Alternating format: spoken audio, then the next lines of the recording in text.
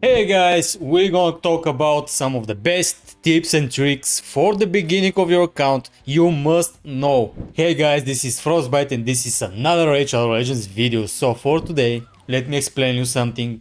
These tips will change your account. Let's get to it. So tip number one is in the market. Try, as you can see, to unlock all of this as soon as possible, but not too soon, not breaking the bank, right? Because after some unlocks it will be needed some of your gems. But buy every mystery shard, like here. You never know when you will need to use them. Especially in the beginning, mystery shards you will use most definitely because you will not get as many champions as a developed account like mine. So buy your mystery shards. Next tip is here in the market again, 5 times every month they will put ancient shards. So buying them is really crucial. But if you see an ancient shard in a slot that is not unlocked, unlock them for sure. I think they are about 200k silver, so they are pretty expensive for a new account, but they're totally worth it. Next tip guys is don't pull your shards randomly. What I mean about that? As you can see, I'm pretty poor with shards right now, but it doesn't matter. Don't pull your ancient shards, void shards, primal shards, or god forbid sacred shards out of events that you will benefit from. What I mean about that? Pull them only when there is a double chance event. Let's say for ancients, you pull the shards on this event, or double chance voids, right? Because in the beginning this will accumulate in the time and it will give you more champions and more good champions. Don't waste your shards pulling on a 15x or a progressive chance event for the boost champions, right? In the beginning, don't do that. You can only pull mystery shards randomly. You will get some of the good rare champions eventually from the mystery shards. We'll talk about this later. So next tip is, oh, and by the way, this is probably the most important tip. If you're planning to make a new account, don't make it without using a promo code. If you see in the description right below, there is a promo code. When you register, you will get an amazing boost for your starter account. What I mean about that? In the beginning, you will get Elenaril after the tutorial, Vergis on level 10, Tagoar on level 20 and Deacon Armstrong at level 45. Those are probably one of the most amazing champions you can get right in the beginning. And right now you will get the opportunity of a lifetime, getting a free Michelangelo as a 7-day login legendary champion, which is amazing. Michelangelo is probably one of the best starter champions we had in a while. And after that you can use a promo code DEMONSLAYER for Tholin Foulbeard.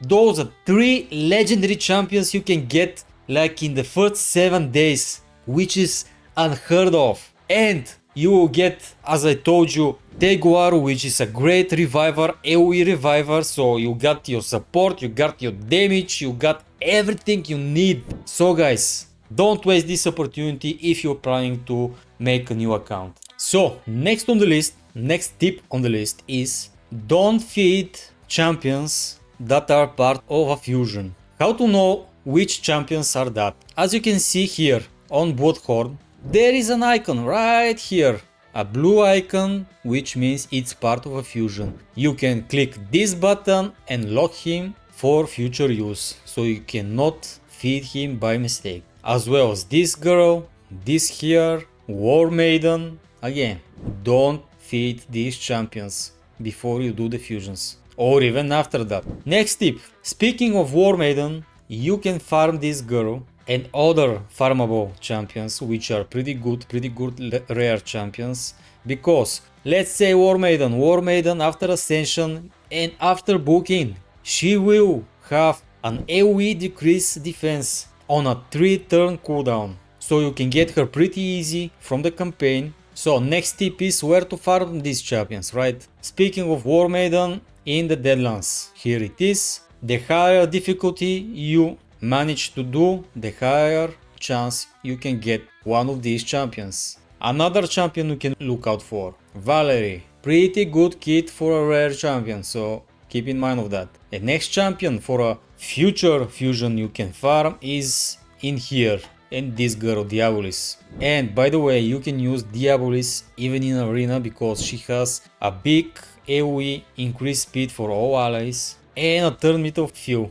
Next tip, again we are going back to the Deadlands and for War Maiden. If you decide to use War Maiden, maybe to level up her 5-star level 50, right? One of the things you can do is, as you can see, let's say this War Maiden I want to farm, you can lock her right here, and then you can even book her with her copies without books. So you can hypothetically farm the books, right? Farm her skill points. And a bonus tip, if you decide to book her when there is a CVC tournament because those are great points you can stack up really quickly. So next tip is know what champions you should save, you should book, and you should use as food. So for the uncommon champions, maybe the biggest mistake you can do, or I can give you the biggest tip, is this guy right here.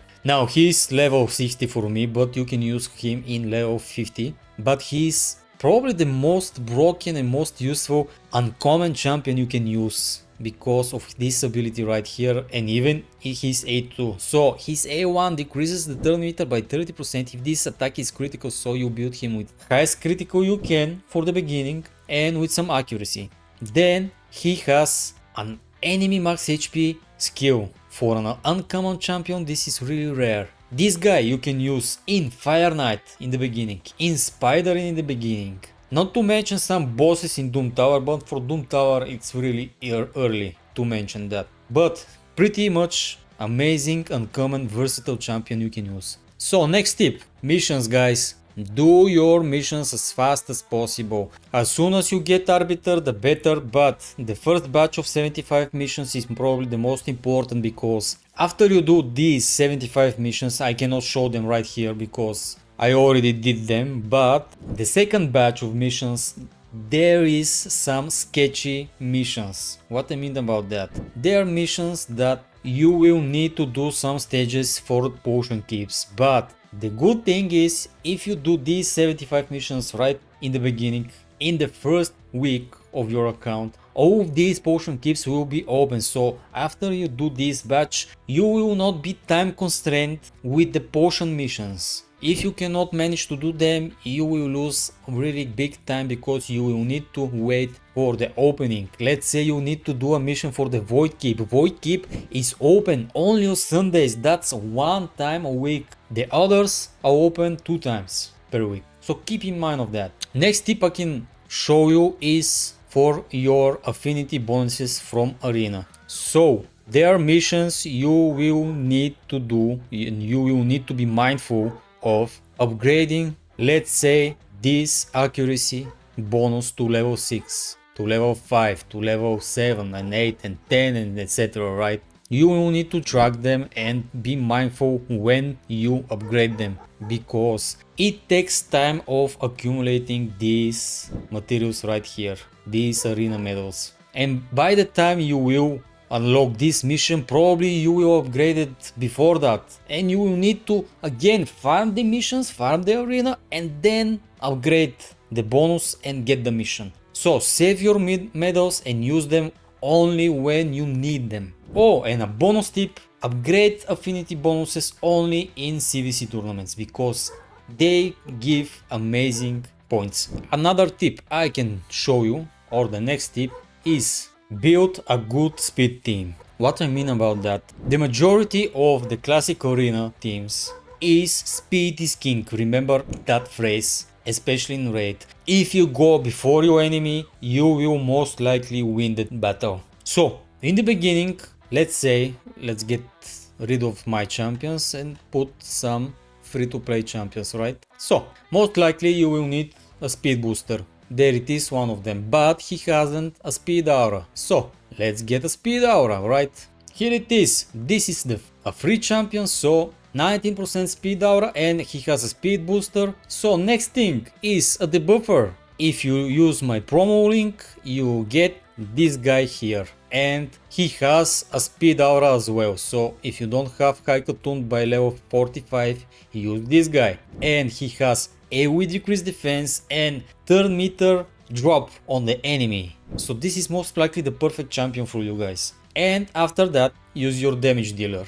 or your starter champion. This is the basic build of an arena team. First your speed booster, then your debuffer, then your nuker. Or maybe two nukers, who knows, whatever you need. As you can see, the enemy team right here, he put his first champion to be Stoutus, which he does not have an aura, a speed aura, he has a defense aura, which is a mistake on his half. So keep in mind of these basics. If you do them, you will most likely win most of your arena battles. Next tip, in the beginning you will have really trashy items, so make sure you sell most of these trashy items, cleanse them like this, right? Sell the trashy items because you have a limited storage. Next tip is always save speed boots on every champion you can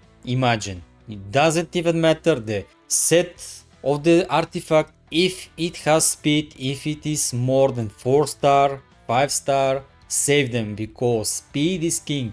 Almost of all my champions, they will have speed boots, speed main stat on them. Next tip is, in the beginning, don't you try putting sets on your champions. What I mean about that, what you're thinking, why you should not put sets? Because in the beginning, most likely you will not have good champion stats on these artifacts, because it's really hard to hit a good artifact. So if you have, let's say, this type of gear, if it throws, let's say, speed, crit rate, accuracy, it doesn't even matter that it's a live set. Save it, level it and use it. Let me show you one thing.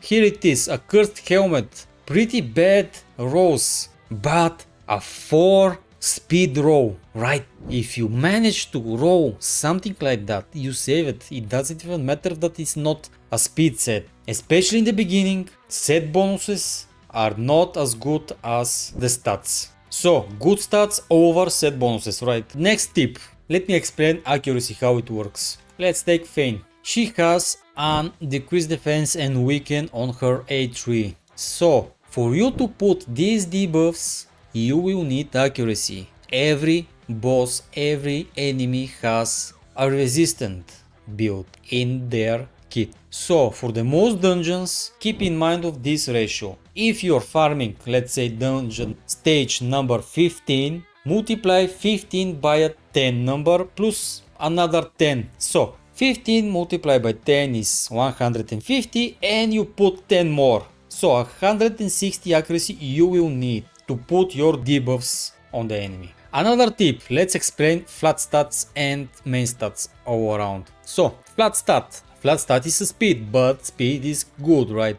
But let's say on the chest plate you can get a flat stat HP, which is bad. After a week or so of playing your account, most likely you will not use such artifacts. For exception is if there is a flat stat and if you roll 4 times speed on the chest, right?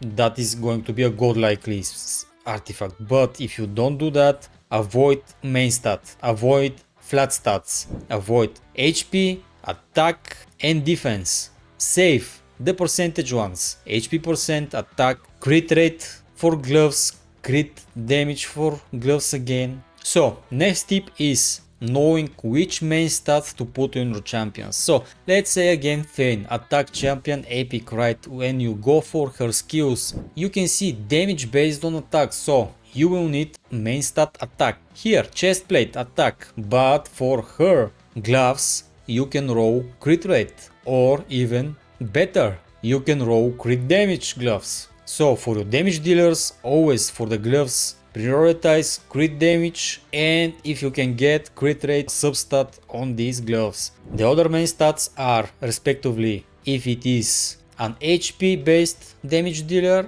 like here, HP chest, right? For a defense, it's going to be defense percentage chest. Another tip or a mistake you can do, which is a really bad mistake, is here in the upgrade skill tab in the tavern. What I mean about that, let's say you want to upgrade this guy. As you can see, there is 3 types of books, even 4, but you cannot use rare skill tomes on an epic champion. But the bad thing is you can use legendary skill tomes for an epic champion, which is a no-no.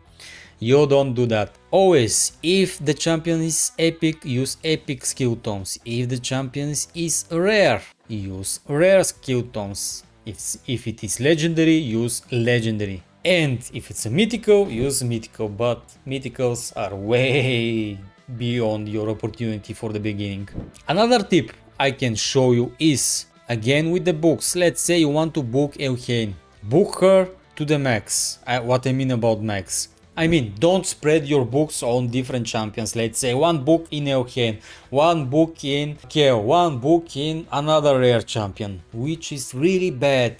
Prioritize the books, all of your books, on a single champion. When you book them, that's it. Go to the next one. Another tip I can show you. If you don't want to book, let's say, his A1, you can try putting 1 book by 1, trying to hit, because if it is a random thing, try to hit, let's say you hit 5 books here, you hit 4 books here in the beginning, and you left without booking this, which is a perfect opportunity, right? If you don't want to book it. If you want to book her to the max, go for it. So another tip, which is pretty much important for these books, is book your champions when there is a PR, personal rewards, CVC. I cannot show you that right away because there is no PR CVC right now, but try to book them only when there is a CVC open, because those points are important. They will give you more resources you can use. Don't waste your resources or your points, right? So what I mean about when it's a PR CVC and a normal CVC, there is a tab on a PR, on a personal rewards, that it gives you even more stuff, it gives you even more resources if you win the CVC, right? If your clan wins that CVC. So when it's personal rewards, you can go all in, not all in, but try to do as many points as you can. If it's a normal CVC, you can slack a little bit. Another tip, sparring pit. Don't underestimate your sparring pit.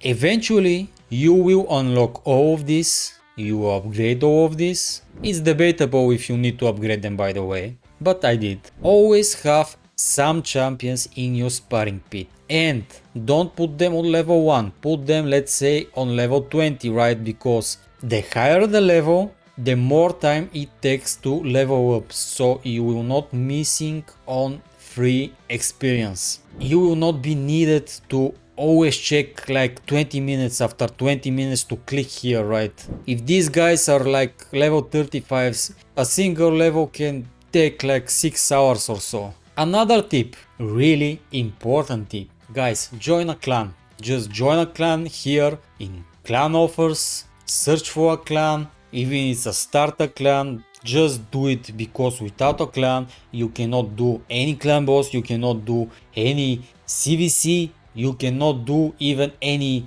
clan siege, because by itself clan siege has amazing rewards if you win your clan siege, right? And last tip is, guys, as soon as you can, day 1, when you join the clan, start doing your demon lord keys. Start doing this easy chest if you can, because there is a possibility it will drop ancient shards, it will drop books and free 4-star, even 5-star artifacts. The more damage you do, let's say in normal, the drop loot will be better and better and better. When you go, let's say Ultra Nightmare, it will be sacred shards, legendary tomes, materials. So guys, I hope this video is helpful for you. If you like this type of content, please consider subscribing. You help me enormously for growing this channel. So guys, peace and have a great day.